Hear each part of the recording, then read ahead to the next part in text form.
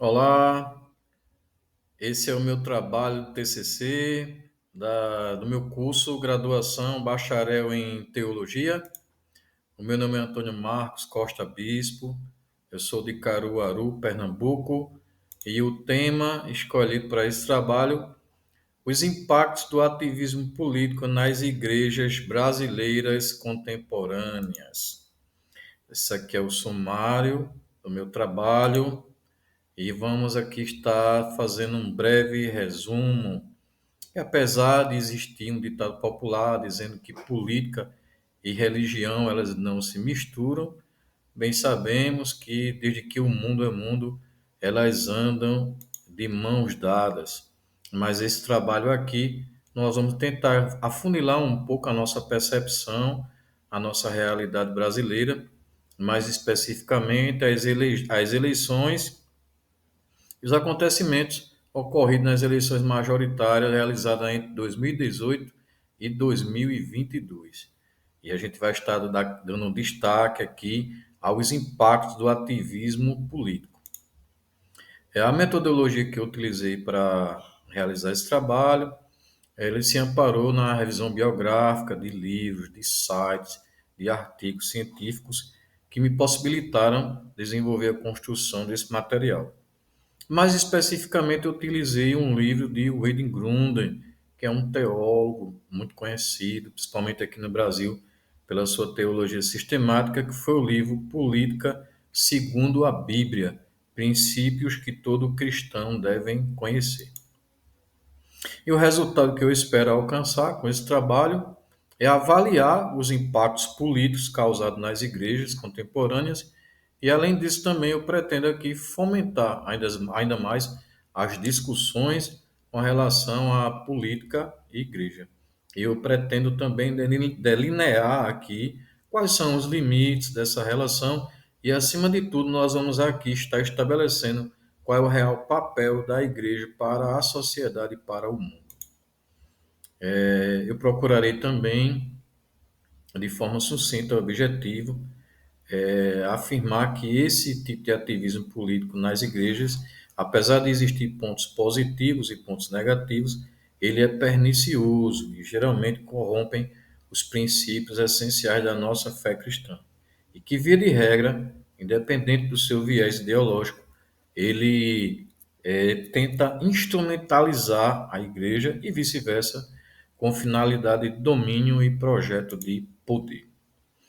Então, nossa introdução aqui, partindo da nossa introdução, nós começamos a dizer que já existia, mesmo antes das propagandas eleitorais serem liberadas pelo Tribunal Superior Eleitoral, existia já uma guerra de narrativas na internet, existia aí também um cenário político já bem desgastado por conta das polarizações políticas, e que na internet era algo assim, meio que uma terra sem lei.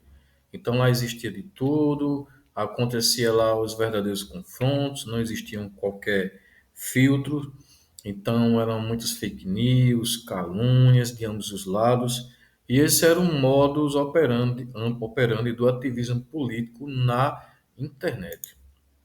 Então, os impactos desse ativismo nas igrejas, como já dissemos, foram vários, alguns positivos, outros negativos, e o pior de todos eles era de desviar o foco da igreja para aquilo que realmente é essencial, que é a razão do corpo de Cristo, que é de fazermos a diferença aqui nesse mundo e não se amoldar ao sistema mundano.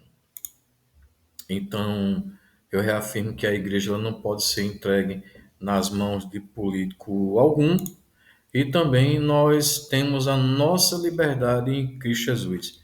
Então, dessa maneira, nós somos livres, inclusive por lei, para a nossa fé, e também nós temos a liberdade de crer naquilo que quisermos, e também, de igual modo, nós somos livres para votar em quem nós quisermos. E por fim, não menos importante, eu vou estar aqui deixando muito claro que é dever de todo cristão se importar com a política. No entanto, de que esse não é o foco da igreja. A principal função da igreja nesse mundo é resgatar vidas e transformá-las através da pregação da palavra de Deus, através da pregação do evangelho e imprimir na sociedade seus valores morais e servir de local para a adoração e louvor a Deus. Eu inicio aqui a minha fundamentação teórica com um tópico aqui, redes sociais, das redes sociais para a igreja, o modus operandi do ativismo político. Então, aquilo que acontecia nas redes sociais, que a princípio imaginávamos que era fruto das manifestações populares, nós percebemos que, na verdade, era uma fraude, que existia, inclusive, empresas especializadas em disseminar informações falsas. E às vésperas do segundo turno das eleições presidenciais de 2022, as pesquisas apontavam um empate técnico. Então, por conta disso, cada vez mais a internet ela se dava por conta de disseminar informações e tentar a todo custo, de alguma maneira, influenciar o voto dessa que era uma minoria, mas era uma quantidade significativa da parcela de eleitores. Então, a gente presenciava tudo isso na internet, linchamentos virtuais, e tudo isso acontecia de alguma maneira em nome de uma suposta liberdade de expressão.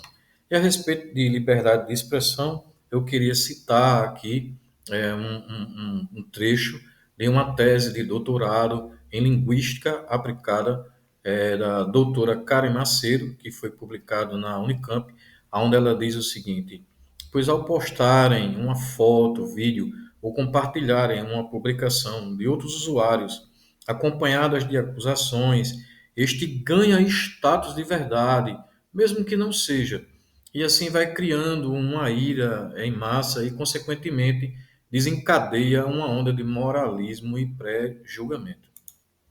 Então, isso é muito importante, mas esse fenômeno que se iniciou lá nas redes sociais, rapidamente ele adentrou nas nossas igrejas de uma maneira avassaladora e criou um clima de animosidade, um clima beligerante entre os irmãos, e realmente ele trouxe muito mal para a igreja brasileira. Inclusive, alguns desses casos eles beiravam a verdadeira idolatria. Por exemplo, um teólogo, um youtuber brasileiro muito conhecido, Iago Martins, escreveu o livro A Religião do Bolsonarismo.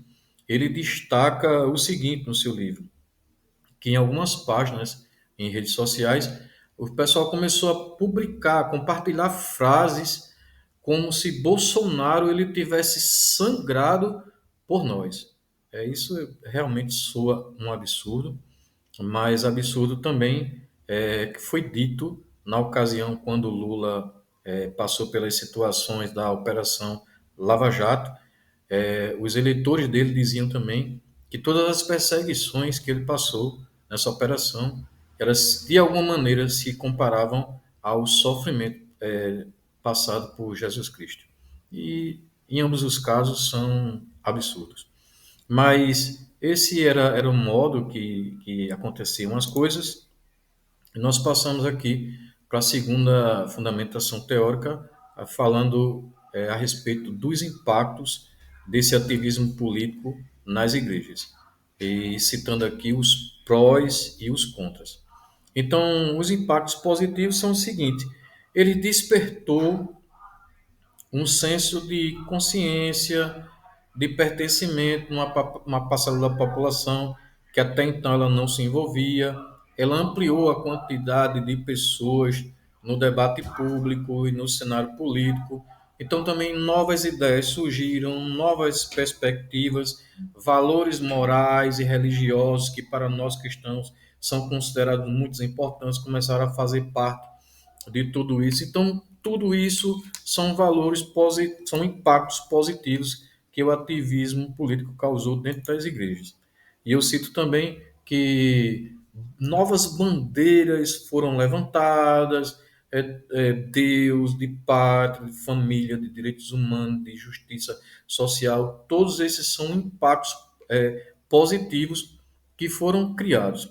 E, além de tudo isso, nós, como igreja, também podemos oferecer, de dentro das nossas próprias fileiras, uma opção de personagens políticos, de pessoas religiosas, que são também capazes de ingressar nessa esfera.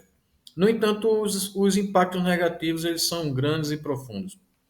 Houve um aumento radical de casos de assédio eleitoral também nesse período, e houve vários casos também, onde se havia dúvida se estava sendo cometido ou não crimes eleitorais dentro das igrejas, haja vista ser vedada, né, ser proibida a realização de propaganda eleitoral dentro desses estabelecimentos.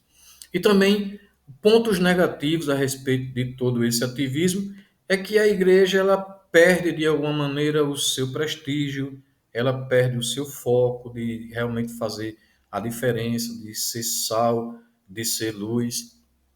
E existe também uma instrumentalização da fé. Nós não podemos ser bobos, todos o suficiente para saber que isso existe e essas coisas elas acontecem. E uma outra fundamentação teórica que eu utilizo aqui, nesse momento, é falar, mesmo que breve, mas sobre a laicidade do Estado. É porque muita gente confunde que, pelo fato do Estado ser laico, muita gente confunde com o Estado ateu, o que não é verdade. Inclusive, eu destaquei aqui uma fala de um jurista muito conhecido aqui no Brasil, que é o jurista Ives Granda Martins, onde ele afirma que o Estado laico não é ateu ou agnóstico. É um Estado que está desvinculado nas decisões do cidadão que o assume de qualquer incidência direta das instituições religiosas de qualquer credo. Então isso fica muito assim claro de que o Estado é laico, ele diz respeito à separação entre o Estado e as instituições religiosas, de maneira a garantir a liberdade de crença a todas as religiões, sem distinção.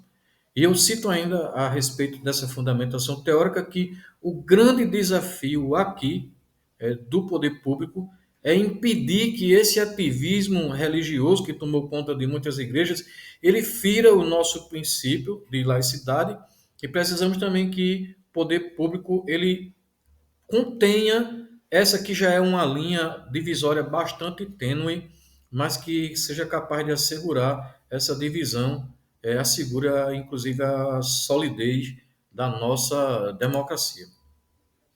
Então, vamos passar aqui para uma outra fundamentação teórica, onde eu cito aqui o Evangelho puro e simples como razão e essência da igreja, tomando aqui o livro de Wayne Grudem, e o Wayne Grudem ele cita aqui 5 visões equivocadas a respeito de cristianismo governo, que eu passo aqui a destacá-las. Que a primeira visão equivocada seria que o governo deve impor a religião, ou que o governo deve excluir a religião, e que todos os governos são perversos e demoníacos, que a igreja deve se dedicar ao evangelismo e não à política, e por fim, que a igreja deve se dedicar à política e não ao evangelismo.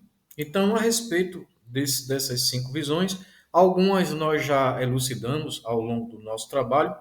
O conceito de Estado laico, ele, por exemplo, ele resolve essas questões do governo impor ou excluir determinada religião. Com relação à visão de que todos os governos são perversos ou demoníacos, eu cito aqui o texto de Romanos capítulo 13, onde ele diz: todo homem esteja sujeito às autoridades superiores, porque não há autoridade que não proceda de Deus, e as autoridades que existem foram por eles instituídas, de modo que aquele que se opõe à autoridade resiste à ordenação de Deus, e o que resistem trarão sobre si condenação. Então, o texto ele fica muito claro de que todas as autoridades elas foram instituídas por Deus. É bem verdade que é uma obrigação do governo manter a ordem, incentivar a prática do bem e punir a prática do mal. No entanto, esse é um mandamento bíblico. Contudo, não quero dizer com isso que temos que obedecer a tudo, de todas as maneiras, o que o governo ele nos exige.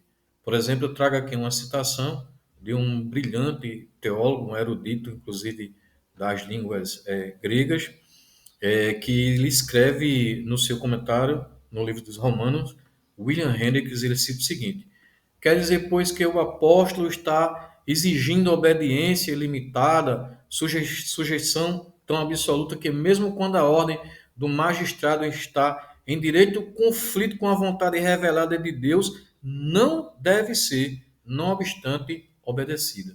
Então, por certo que não, ela não deve ser obedecida.